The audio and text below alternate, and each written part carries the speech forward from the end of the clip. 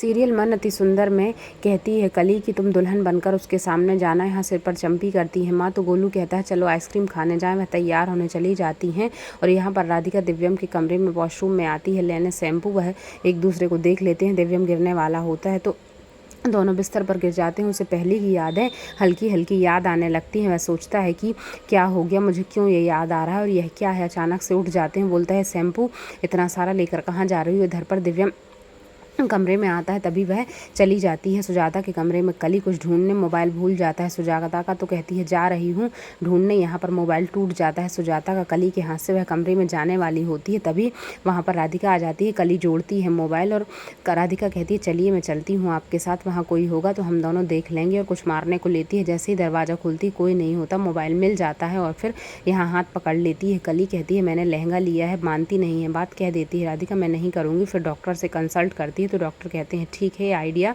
सही है पर ध्यान से। यहाँ पर मेहंदी लगाती है अपने हाथ में दिव्यम के नाम की, तभी आने वाली होती है सुजाता।